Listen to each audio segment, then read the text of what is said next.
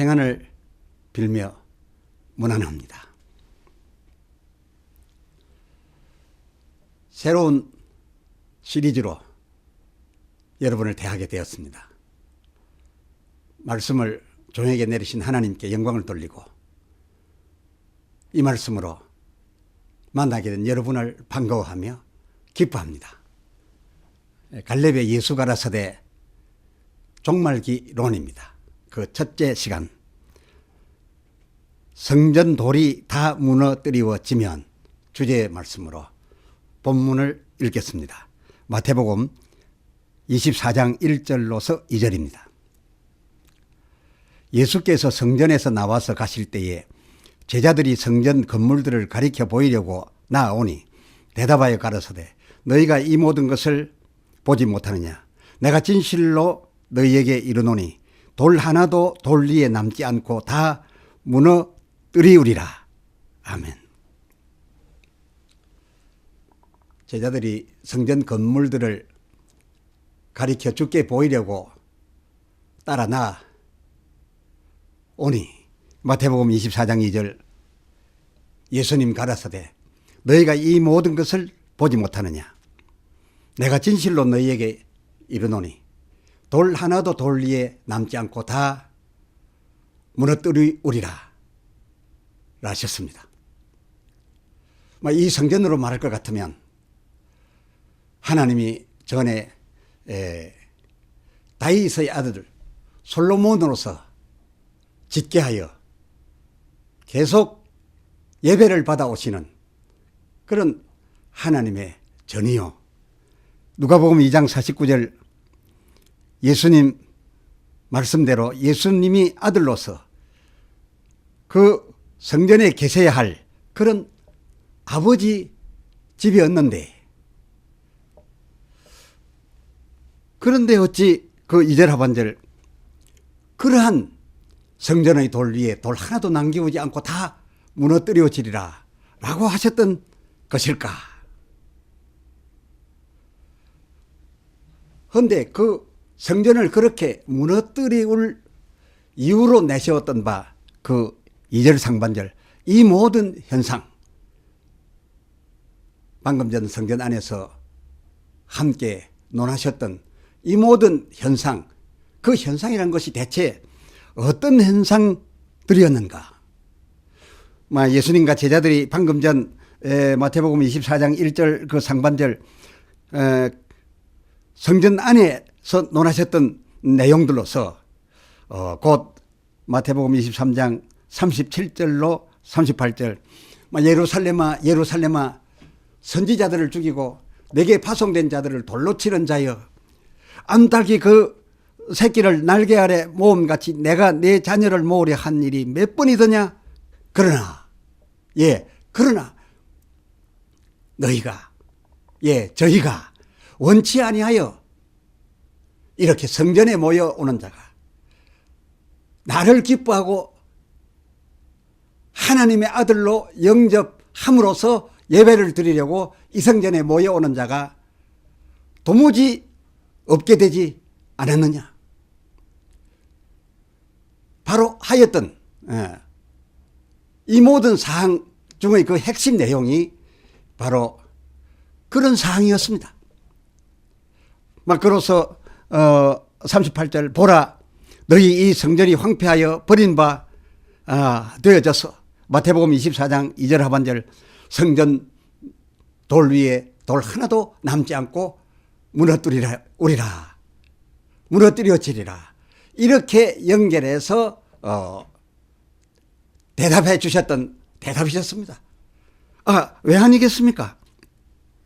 예배하기 위하여 성전에 모여오는 자가 이렇듯 없어진다면 이 성전이 있어 무슨 소용이며 또 유지할 사람도 그리고 유지할 자금도 없어지기 마련인데 어찌 그렇게 되어진다면 황폐하여지지 않고 버려지지 않겠느냐.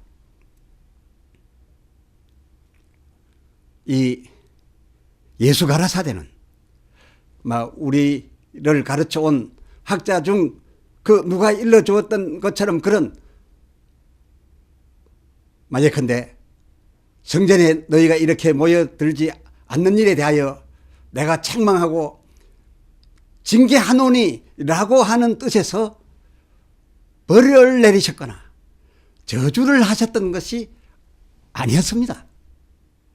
아무렴 예배할 성도가 모여오지 않는다고 당신 아버지 집인, 예수님 당신의 아버지 집인 하나님의 성전에다 대고 이렇게 돌 위에 돌이 하나도 남지 않게 무너뜨리고 자라 라고 그렇게 되어지라고 저주를 하셨겠습니까?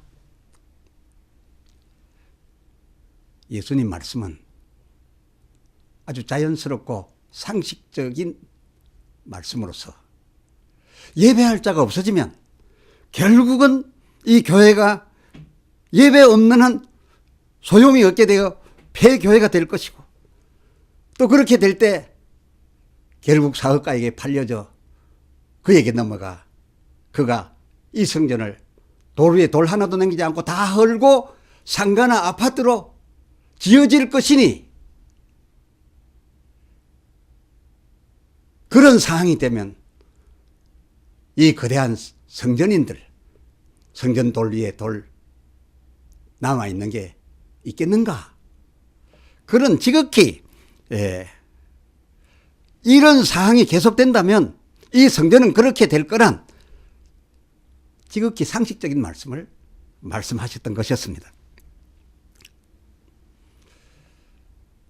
이에 혹 여러분께서도 베드로가 마태복음 16장 22절 막 고난에 들어가시려는 예수님 붙들고 간하여 막 그리 마옵소서 이 일이 결코 미치지 아니하리이다 라고 하였던 것처럼 우리들의 성전들에게서, 우리들의 이 예배당들에게서 이런 일은 결코 잊지 말아지이다 하는 심정 지금 드시지 않으십니까? 이런 심정이 아니십니까? 충분히 그럴만 합니다만은, 허나 그렇다면 그것은 베드로의 그때 그 간함이 예수님 나아가시는 그 장엄하신 장도에 되레 걸림이 되었던, 베드로의 그런 일이 있어지지 말아지이다라고 하였던 그것은 오히려 걸림이 되는 그런 간함이었던 것처럼 우리들의 이 마음속에 정으로 해서 이 성전돌 위에 돌 하나라도 무너뜨려오지 말고 그대로 존속되고 더 왕성하여 지리다 지옵소서 라는 심정이 있겠으나, 그렇다면 이 역시도 하나님께서 미리부터 세우신 하나님의 계획 속 그 큰 대역사에 오히려 이런 감정의 간함은 걸림이 되는 것이다 라는 것을 이 시리즈를 통하여 우리가 발견하게 되어질 것입니다. 그때 이 본문, 마태복음 24장 2절 하반절 예수 가라사대 조금 전에 있었던 이 말씀을 주고받으며 이 말씀의 의미를 논하였던 그 예수님과 제자들, 그 예수님과 제자들에게의 성전 그렇게 완전히 무너뜨려지는 그런 다가올 상황에 대하여 예수님과 제자들은 그 일을 안타까운 일이었거나, 아니면 그것은 하나님 나라가 패퇴하여 가는 것이기 때문에 그래서는 안 되겠다는 그런 일은 있으면 오히려 굉장히 실패적이라는 이런 부정적인 개념으로 그 성전 안에서 이 문제를 논하였던 것이 아니었습니다. 오히려 예수님과 그 제자들은 그때 심각하게 이때가 언제니까, 그런 날이 언제 옵니까? 인자에 임하시는 날이 언제 오며 이스라엘의 회복이 언제 됩니까? 간절히 바라고 있던 중에 이들이 예수님께 그날을 물었던 것이고 이에 예수님이 대답했던 것이니 예수님과 제자들 사이에 이 주고받은 그 성전 위에 돌 하나도 남지 않게 되는 그날은 진심으로 오기를 바랐고 기다리고 사모하는 상태에서 이 말씀을 주고받았으니 그렇게 되는 날은 하나님 나라의 배태가 아니라 하나님 나라의 새로운 시작이요 큰 영광의 출발이었습니다. 우선 이 마태복음 24장 2절 하반절 돌 하나도 돌 위에 남지 않고 다 무너뜨리라 하셨던 그 말씀이 저제나 이제나 저제인가 인제인가 이런 날을 기다려왔던 제자들의 그 3절 하반절 우리에게 이르소서 어느 때에 이런 일이 있겠사오며 그 주의 임하심과 그 세상 끝에는 어떤 징조가 있사오리까에 대하여 대답해 주신 2절 상반절 대답이었고 보면 성전 돌이 돌 위에 하나도 남지 않게 될 그때는 그야말로 세상 끝날이요 주의 임하심의 날이라는 뜻에서 이 말씀을 해 주셨던 것이니 그야말로 영원한 천국 우리의 나라의 시작이요 그리고 이 세상의 진정 우리가 바라는 바 끝날 그날 바로 그때에 있을 징조가 이것이라고 말씀해 주셨던 것이니 우리의 안타까움 그것과는 정반대의 말씀으로 주고받아서 희망에 차 있었던 것이다 그것입니다. 마태복음 23장 31절 몇 번이고 모으려 하여도 모으고 하여도 제 아무리 애를 써도 더 이상은 이제는 구원을 받게끔 허락된 자가 남아있지 않았어. 구원받을 자가 더 이상은 없어. 예배드리기 위한 이 성전들이 예배할 자가 없어지니까 성전들 자체가 무용하여진 그때 그렇게 되어질 그때에 가서 세상 끝이 올 것이라 라는 그런 의미가 같이 포함된 그런 대답이셨습니다.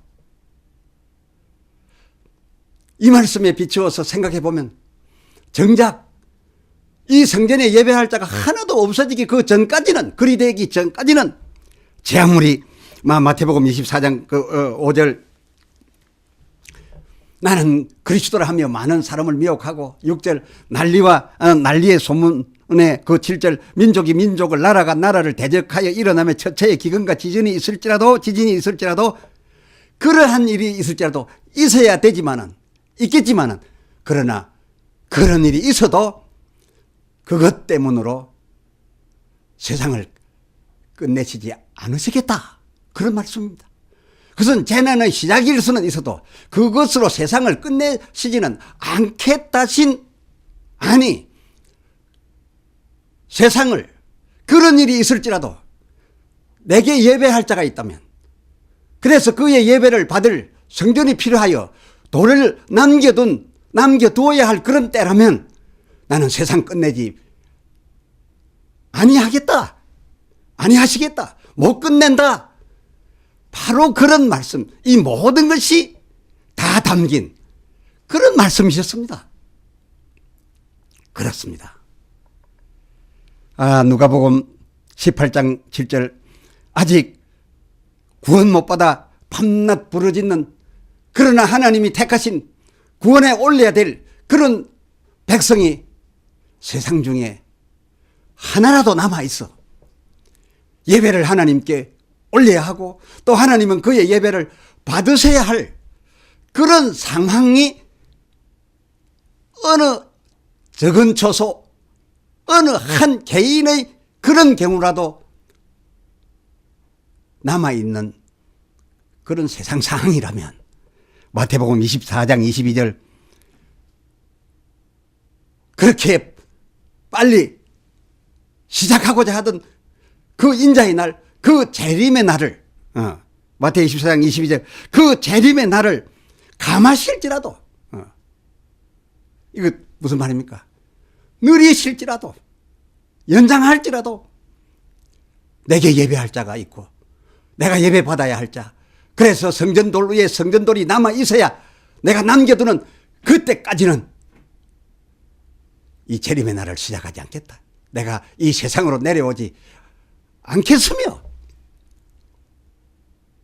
그런 자가 있는 한해는 그런 자가 하나라도 남아 있다라고 한다면 성전돌 위에 성전돌 하나도 무너뜨리지 않게 그에게 예배 초서를 줄 것이고 나는 예배 받을 것이다. 그때까지는 인자의 날을 시작하지 아니할 것이다. 바로 그런 말씀이 이 예수님의 대답에 다 담긴 거였습니다. 아닌 게 아니라 인자가 그날이 되어 공중으로 재림하여 오셨는데, 공중에 이미 내려오셨는데, 그 공중에 오신 그 순간까지 데살로니가 전서 4장 17절 공중으로 불리어 올라가지 못한 성도가 있어 되겠습니까? 그런 성도가, 아니 예수님 하늘로부터 내려와서 이 중간 공중에 오셨는데 그때 전부 다 불리어져 올라갔었어야 했는데 그때까지도 성도가 아직 그 공중이 아닌 세상에 있어서 누가복음 18장 8절 하반절, 그 인자의 날, 그 공중에 이미 시작된 그 인자의 날이 펼쳐졌는데 그 순간에까지 공중이 아닌 세상에서 천국인인 어떤 자의 믿음을 보아서 되겠습니까? 해서 인자의 날, 내가 세상에서 믿음을 보겠느냐? 보아서는 안 되는 거지요. 보아서 되겠느냐는 겁니다. 그것은 하나님께 있어서 큰 실패가 되는 것이었습니다. 하나도 세상에 남기지 않고 다 불리어 올린 후에 잔치할 것이니 그때 세상에서는 믿는 자를 볼 수 없어야 한다는 뜻에서 믿음을 보겠느냐라고 하셨던 겁니다. 예수님과 그 제자들이 사모하고 기다리는 가운데에서 주고받으셨던 이 마태복음 24장 2절, 거기에 기록된 예수 가라사대의 이 성전돌 위에 돌 하나도 남지 않고 무너뜨려질 그날이라고 하는 것은 그렇습니다. 와야 하는 날이었습니다. 와야 했습니다.